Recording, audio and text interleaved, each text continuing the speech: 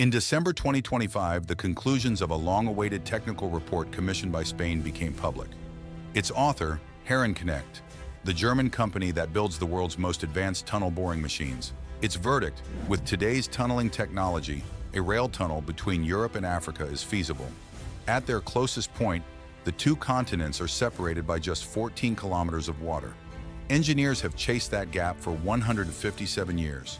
So what finally changed? Nowhere else on Earth do two continents come this close without touching. Everything that moves between them, trucks, produce, machinery, families, crosses by ship or by plane. The tunnel would change that. A train ride of roughly 30 minutes from Spain to Morocco, linking Morocco's expanding rail network to Europe's high-speed grid. The price of that half hour is staggering. The Spanish section alone is estimated at more than 8.5 billion euros, and the tunnel would have to reach depths no undersea railway has ever attempted.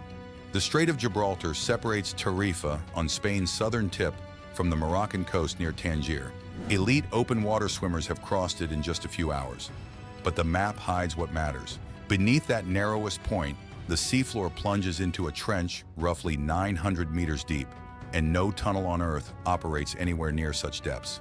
So the planned route swings west, across a submerged ridge called the Cameronal Sill, where the sea is a more manageable 280 to 300 meters deep. The detour stretches the crossing to roughly 28 kilometers of tunnel beneath the sea, but it is the only path the geology allows. And remember the ground inside that ridge. No other detail will matter more for the rest of this story. The idea is far older than the machines. The first formal proposal appeared in 1869, the same year the Suez Canal opened in Egypt and rewired global trade. Spain had just deposed its queen and was eager to prove itself a modern engineering nation. But the technology of the railway age stopped at the water's edge. In 1930, Spanish engineers sank a preliminary shaft to probe the rock, and Popular Mechanics told its readers the tunnel would have to run more than 400 meters below the surface. An impossible figure for the era. Only in 1979 did the project become official, when King Hassan II of Morocco and King Juan Carlos I of Spain signed a joint declaration to study a fixed link. Spain founded a state company for the task in 1981, Morocco created its counterpart, and then both countries studied this strait for nearly half a century.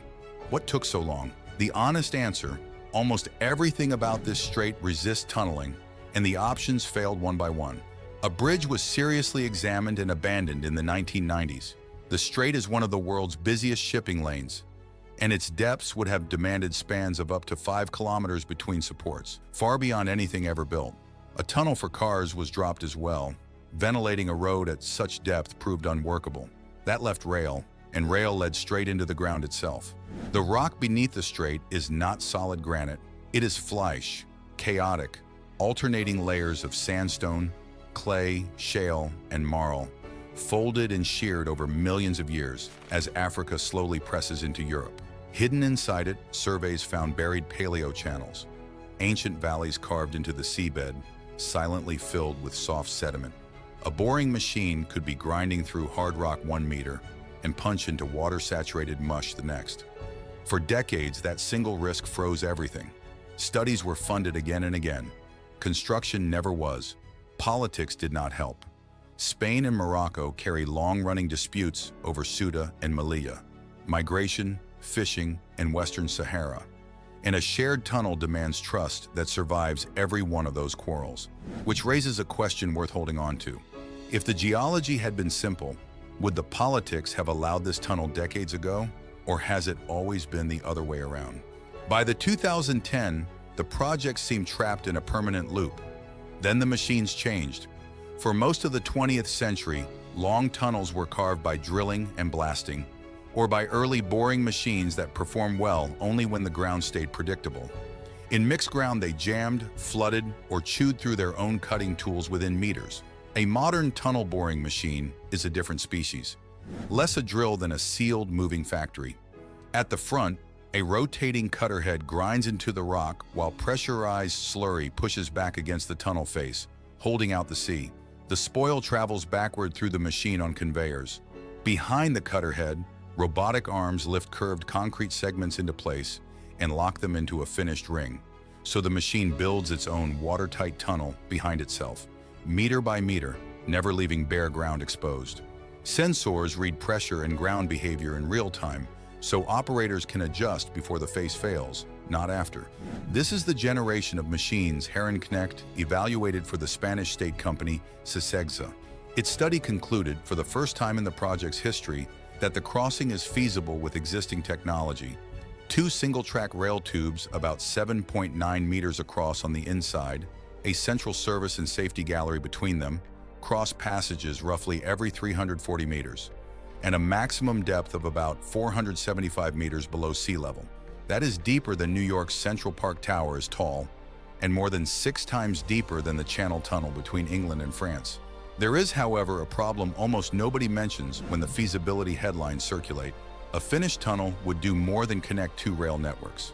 It would operate as a live border crossing between the European Union and Africa, a fixed checkpoint under the sea where customs, immigration, and security must work in lockstep every single day, run jointly by 2 governments whose relationship has broken down more than once in living memory.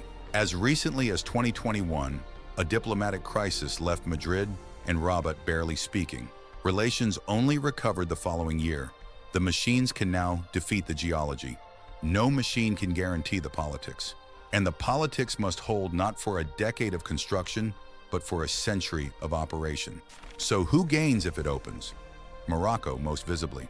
Al Barak, Africa's first high-speed rail line, already links Tangier with Casablanca, and Morocco is spending billions to extend it south toward Marrakesh. A tunnel would plug that network directly into Spain's, turning Tangier from a terminus into a gateway, and reinforcing the rise of Tanger Med, already the largest container port in the Mediterranean. Spain gains a freight corridor into a market of roughly 38 million people. The losers are quieter, the ferry operators whose entire business is the crossing, and the rival ports a fixed link would bypass. And at the center stand the people who cross today. Every summer, millions of Moroccans living across Europe funnel through Spanish ports with cars packed for the journey home. A migration so large that both governments coordinate it like a military operation. For those families, the tunnel is not geopolitics. It is the difference between a day of queues at a ferry ramp and a 30-minute train. Spain, Portugal, and Morocco once hoped to open it for the 2030 World Cup they will host together. That hope is dead. Herrenknecht's realistic window, 2035 to 2040. So the next steps are quiet ones. Spanish engineers are finishing an updated preliminary design of the tunnel, due in 2026. After that comes the real test. An exploratory tunnel, a smaller reconnaissance bore, driven through the chimeral sill to read the ground before the full-size machines commit. A phase estimated to take 6 to 9 years on its own. In March 2026, Madrid approved another 1.73 million euros for technical studies. Modest money, but a signal that the file is moving. Nothing here is guaranteed. If everything holds, trains could run between the continents around 2040. By then, the dream will be roughly 170 years old. Which leaves the real question. Should Europe and Africa be physically joined while the border between them remains this contested? Or is the tunnel precisely the pressure that could force 2 wary neighbors into lasting trust? After 157 years, the engineers have finally answered their question. This one has no boring machine. It belongs to 2 continents.